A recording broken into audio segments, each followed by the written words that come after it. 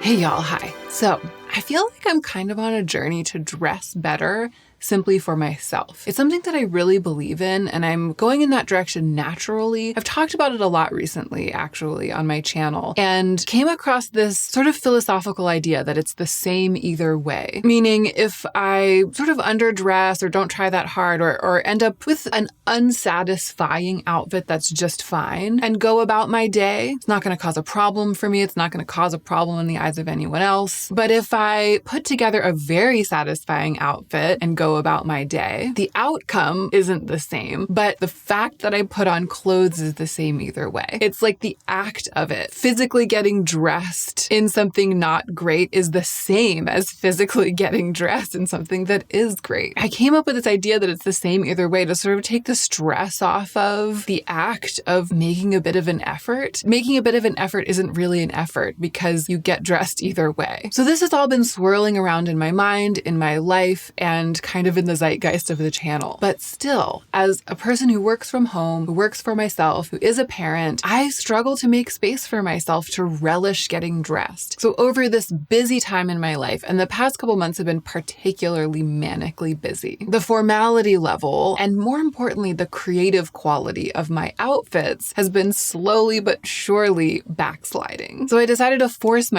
really force myself to fully overdress for a week and see if I could shake myself out of the rut. Let's get into the meat of the video. I had a sponsor for this project, which is the clothing brand LILYSILK, the perfect fit for this concept because LILYSILK makes absolutely beautiful, wearable clothes with sumptuous fabrics and creative design details, exactly the kind of thing I like, and the formality level of the clothes tends to be higher. Elegant. They feel high-end, definitely work appropriate, clothes that make you feel exceedingly put together, but without sacrificing that artistic je ne sais quoi. So I rotated in some of my pre-existing wardrobe over the course of the week as well, but having this rack of LILYSILK clothes hanging in my studio tempting me really helped me lean into the brief. The designs are silhouette forward, but really easy to wear, so they have a bit of drama, but in that totally timeless way that makes them really easy to mix and match. And my favorite thing about LILYSILK, is that they use natural fibers like 100% silk and linen. Everything meets my requirements for investment pieces that will continue to look polished over time instead of becoming saggy and frumpy after just a few wears like so many clothes do these days. Hefty silk blouses, silk linen suiting, silk charmeuse pants. This is exactly the kind of clothing that I'm always talking about on my channel when I talk about quality over quantity. As some of you know, I used to make silk clothes for tango dancers. That was my job before this. So I really know silk. And I have to tell you, the weight of the silk crepe de chine on this blouse specifically, this blouse is called The One. It also comes in navy. It's amazing. It's like a unicorn. It's like I would see fabric like this when I was shopping for fabric in the garment district in Los Angeles. I know how expensive it is per yard, but you almost never see silk of this weight and quality made into a blouse. And the same with these pants. The silk is 32 mame, a truly heavyweight silk. It's twice as substantial as what I was expecting, honestly. I'm packing these pants to take on a trip this week, and the silk is so high quality that I don't think I'm even going to have to steam them when I take them out of the suitcase. LILYSILK also just released a silk jersey capsule collection of machine washable pieces, which I love to see. Their summer collection is just spot on. I really love working with these clothes. And of course, everything will be linked down below. Okay, so day one of the project, I was so resistant. I had dragged myself to the starting line. I had a really hard time stepping over and forward into the future at the beginning because I didn't want to get the clothes dirty. I, Hannah Louise Poston, champion of wearing nice clothes and just cleaning them when they get dirty. I also noticed that with a slightly longer timeline in the morning, doing a workout and then being in my workout clothes, sometimes what happens is I'll do my workout in my studio space, I'll do a little meditation in my studio space, and then I'll just get sucked right into work. So then I find I'm sitting there at the computer, planning, responding to emails, and it's like getting close to lunchtime and I haven't like gone and cleaned myself up after working out. As the morning wears on, it starts to feel less worth it to take the time to put myself together. So on the first day, I was like, how can I do this? Why did I sign up for this? I went to the rack of clothes. It was also really hot, and I was like, I'm gonna sweat into everything. It just felt like I was out of the game. The thing that got me in was this oversized vest. It felt really approachable, cool, easy easy to wear, like it wasn't going to stick to me. It was just going to sort of float around my body. It also didn't feel try hard, if you know what I mean. This was my way in. I didn't have time. I was really busy this day. I didn't have time, I felt, to add adornment. I was just like, I've done the most by putting on this vest. And then when I put on the matching pants, I was like, okay, I'm definitely overdressed. I've done it. But then I ran into a shoe issue, kind of the heart and soul of this video. I'm always barefoot at home, unless I'm putting on shoes to film an outfit, to like show you what the whole outfit would look like. I don't wear shoes in the house. But it's hard to actually feel overdressed when you're barefoot.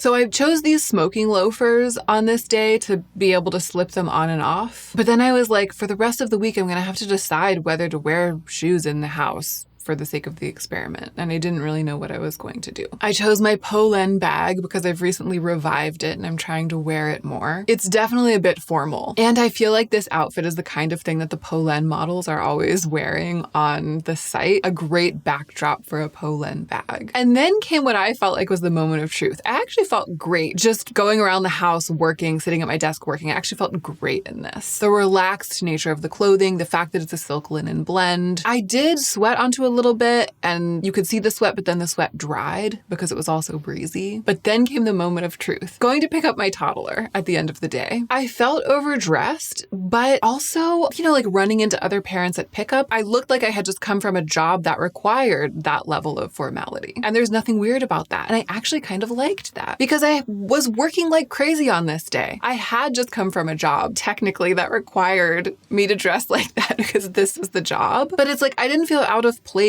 as a put together parent picking up my kid. It's just that I secretly know that I didn't necessarily strictly have to be that put together, but they didn't know that. Some bumps in the road, but a pretty good outcome on day one. Day two, still feeling extremely resistant to getting clothes sweaty, dirty, wrinkled. What is that? Like, what is that? I build my wardrobe. I choose my clothes because I want to wear them. I build my wardrobe in order to wear it. And the majority of what I do is work from home. So I should be wearing it for that activity. Part of me, at least on this day, part of me is just like, maybe I should just stay in my leggings and save my clothes. But save them for what, Hannah? Save them for what? Anyway, it was still super hot. So this short sleeve blouse was perfect. I ended up loving this all silk, all black outfit. As soon as I put it on, I was like, I felt great. It's the perfect balance of feeling formal, but also relaxed and totally making sense in a workplace or working from home. And it also, frankly, kind of made sense barefoot. It felt a little bit like, you know how silk pajamas as evening wear trended like in the 20s? It kind of felt like the contemporary version of that to me, and I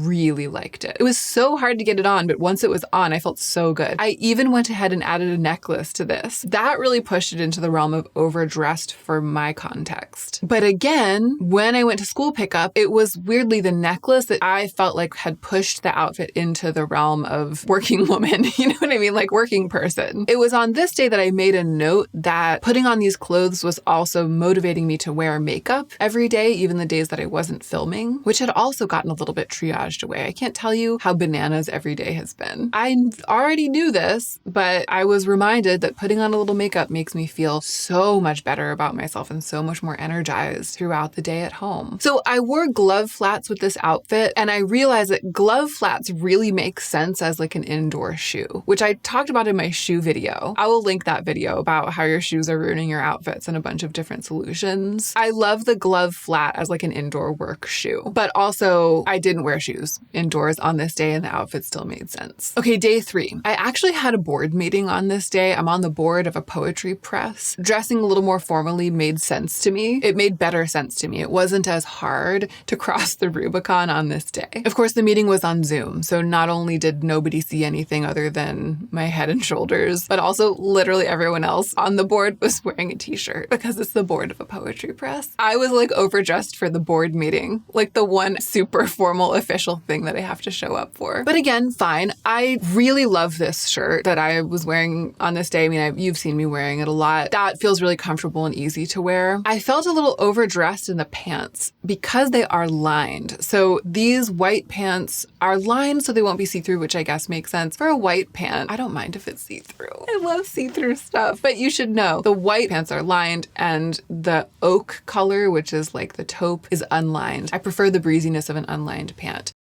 The lined pants and the button-down shirt, it made me feel quite workplace, quite menswear, a bit trussed up. And I also put on my favorite shoes right now, the Freda Salvador loafers. I put them on in the house for the meeting. So I was like sitting there at my desk wearing these loafers under the table. Of course, nobody could see. It felt weird. I love those shoes for going out at any formality level, but it felt weird to be wearing them in the house. But the lined pants felt a little weird barefoot. As I was putting the shoes on, I had a flash of realization that maybe I need to focus on pants that look great with formal shoes, but also make sense barefoot. That's like the perfect nexus for pants for me. It's like the painter in her studio menswear inspired pant. Unlined, can be cuffed, but also can be dressed up. I felt on this day, it was the day that I had the event that made the most sense for me to get the most dressed up for. To me, made the most sense. It ended up feeling the most awkward in terms of like fitting the formality level with my life. The first 2 days went off without a hitch, maybe because things were a little bit softer and more flowy. This level of formality structurally was kind of pushing it for me. But I loved the overall outfit, and it wasn't as though I felt bad. It brought me some revelations. Okay, day 4. This is the big one, y'all. I had a therapy appointment in the morning. It felt so silly to be overdressing for therapy. Luckily, my therapist is very stylish, so I had a bit of comfort there. It's interesting how much other people's formality levels or other people's like level of interest in fashion or dedication to fashion can still influence my own. Even though I am so confident philosophically that I dress for myself, in practice, I am often thinking about what other people are going to be wearing and kind of calibrating to what they think of fashion. This made me think maybe I want to work on shaking that off. But in this case, it helped me. So it was really hot once again. This sheer blouse really appealed, but it felt so much like overdressing with the sheen, the color, the quality, just the whole vibe. It felt like so much to me, so much drama. And then I went and paired it with these amazing thick silk pants, which actually are a great balance of feeling like they make sense barefoot. Like those pants do kind of make sense barefoot around the home, but they also make total sense very dressed up, like silk party pajamas. This whole vibe was very silk party pajamas, not a matching set. So that was what I felt like I was bringing to the table. However, I just could not bring myself to put on formal shoes and carry a formal bag with this outfit. I felt like this was the most dramatic outfit so far, like the biggest leap I had taken. And I knew that I should overdress with the shoes and bag, but I went to try to do it and it was like my body was stopped, frozen in space. Like I physically could not do it. This outfit, which I was starting to really like, but I still had some trepidation about stepping out the front door wearing it. It only made sense and kind of like clicked into place when I paired it with these leather pool slides, is essentially what the shoes are. They're a pool slide silhouette, but they are nicer than that because they're leather. And then the most casual touch I felt was this yin yang bucket bag. It also made it incredibly cohesive color-wise. The whole outfit was sort of this floating, swirling yin yang situation. So that adds formality, I feel. But the casual influence of the shoes and the bag were what made me feel like I was in my own skin when I went out wearing this. So it was almost like I was learning by this day, by day 4, what my personal limits are for formality with everyday dressing. And I was learning that by pushing myself right up to them. Also learning how easy it is to make something that feels dressy more accessible every day with accessories and with styling. Ultimately, I cannot tell you how much I love this outfit. I have plans to wear this outfit again very soon. Whereas frankly, otherwise, both of these garments, which were both sent by brands for sponsorship content, might have gone unworn or rarely worn in my wardrobe because of how luxe the fabrics are and because of the relative informality of my daily life. Also, both of them are really sturdy and wash and wear really well. It was just a mental block. It was just feeling like my daily life didn't deserve fabrics that are that luxe. And now that I've pushed through that mental block, I cannot wait to get both of them in rotation. Also on this day, I noticed that I like changing out of my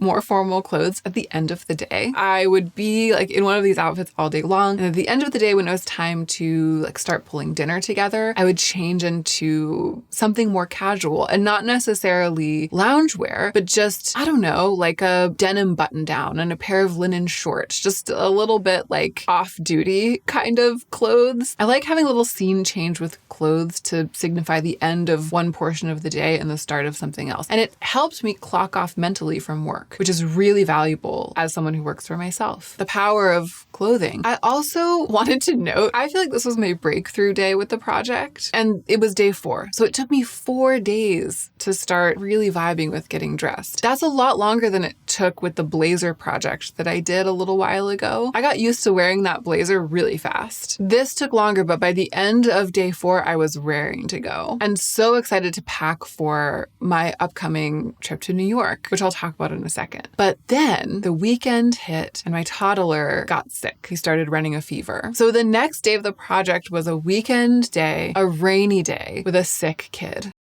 I tried on a couple of pieces that I hadn't worn yet that I'd been really excited to wear, and I just couldn't follow through. It just didn't make sense. It felt like a bridge too far to be wearing something like this to just cuddle with a sick toddler and like do laundry all day. I also realized that some of the things I was considering wearing on that day, I genuinely did want to save for my upcoming trip to New York. So I didn't want to keep them from getting dirty on principle, but because I had plans for them. So I was like excited to wear them in their proper place.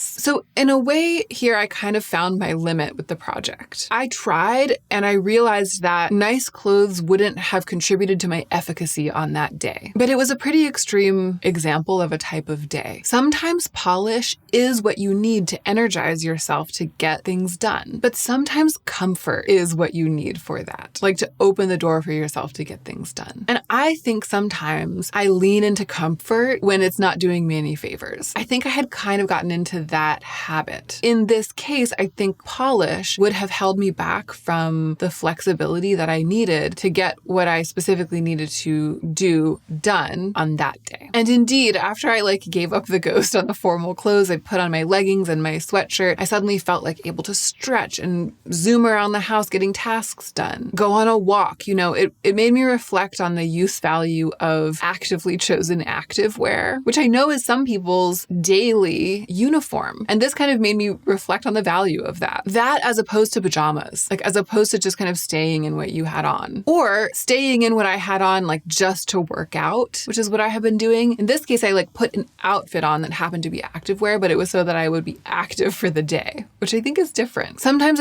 I really need an outfit that makes me feel spry. And it kind of made me think, this is a tangent, but it made me jot down the question for myself, like, what is an example of an outfit that makes me feel spry in that way, but is still sort of formality level 4? I will, of course, link my video about formality levels in case you don't know what I'm talking about. I should have said that before. Is there like a nexus between super spry activewear, but also extremely polished? Something to think about. This is the last day of the experiment. Today, I'm taking the train to New York this evening for just a really quick work trip, like a 2-day trip. I love this heavy silk shirt. I've already talked a little bit about how special it is. It feels more impervious to the wear and tear of life than thinner silk, much less likely to wrinkle. And also it has like a matte sheen finish instead of a really shiny finish, so it doesn't feel too fancy. I'm wearing it with a black bra, which I love. I once got a comment from somebody who said they were unsubscribing because I wore a black bra under a white shirt. I was like, bye. I just love it. I love a black bra under a shirt like this. It's 2025. It definitely makes a specific kind of sense. I feel like if I worked in a more formal workplace, I would wear a white bra with this shirt or a bra that matches my skin. But for me in my life, right, wanting to be polished but still fashion and having the flexibility, a black bra under a white blouse like this, it makes the lingerie feel like part of the composition of the outfit. It makes it a little bit sexier. It definitely makes it more creative, I feel. So it adds artistic nuance to the polish, which definitely fits my life and my style better. And it's raining today, so these boots make sense even though it's summer. I won't wear them in the house, but this is what I'll wear when I leave. And in addition to this, I packed much nicer outfits for the city than I otherwise would have packed because of this project. I love it. I know it's not normal life, like going on a trip like this. It's not the everyday, but I feel like what what this project did was that it showed me that I can confidently dress up instead of trying to perfectly calibrate myself to the occasion or to what I think other people will be wearing. And I feel great about that. I'm really getting into the it's impossible to overdress vibe. Someone once said this to me, it's impossible to overdress, just as like a life philosophy. I am really able to appreciate that right now, right at this moment as I sit here. If you wear it like a second skin, if you really take it to heart. And I feel so much more excited about my outfits for the trip than I otherwise would have been. In conclusion, I feel like I have successfully banished or really re-banished my resistance to getting my clothes dirty or messing them up by just wearing them. The issue remaining is making the time, breaking the habit, like I was saying, of just kind of getting sucked straight into work, feeling like I'm worth it, essentially, that my life is worth taking a minute to dress up for. The profound thing is that I feel like I can convince myself that my life is worth dressing up for simply by taking the time to do it, which isn't that long. It's not that long. But the profound thing is that I can convince myself by taking the time, meaning I don't have to do a bunch of work on myself to get myself mentally on board and bring myself emotionally to the place where I really feel like I really am worth it before I take the time to get dressed. I just have to do it. And then once I've done it, 5 minutes later, once I'm dressed, then being dressed makes me feel like my life is worth it. The clothes like do the work on me. If I dress well as a matter of course, it really makes my life feel worth it to do that. I just hope that I can remember this and keep implementing it. It's really hard not to give in to the temptation to just slide back. And as a self-employed person working from home, it's definitely a years-long journey that I'm on, kind of giving myself the gift of an energized and a vibrant relationship with my own wardrobe. I feel really on board with it right now, but I know that I can't guarantee myself that I won't have to do this experiment again in a few months. I also realized that I might want to get some indoor shoes, like some dedicated work flats, probably glove flats that I don't wear outside, but that aren't slippers either. Like shoes that make sense with a higher formality outfit, but that are really soft and easy to wear and that I can wear indoors to make my work outfits make sense in the context in which I usually and mostly wear them, which is inside the house. That might be the missing piece for me and the biggest takeaway of this video actually for me. It's crazy that it took me this long to figure this out. Polished outfits don't really make sense when you're barefoot, but I often spend most of the day indoors and I don't put shoes on indoors unless I'm putting them on to take footage for a video. So I need an indoor shoe to pull it all together. And I'm so excited about finally seeing that puzzle for what it is and finally solving it. That is it. Thank you for coming on this journey with me. I enjoyed it so much. I really was in a rut. And this has given me a lot to think about it in terms of how, how one's opinion of oneself sort of influences what it feels like it makes sense to wear. That's a topic for another video, but that concept ended up leaking out around the edges a lot more than I expected it to. It was sort of unintentional. Now I feel like there is something there to take further. Thanks again to LILYSILK for the sponsorship. What a joy. And don't forget to take extra good care of yourself so that you can be the most effective version of yourself as you do your work in the world.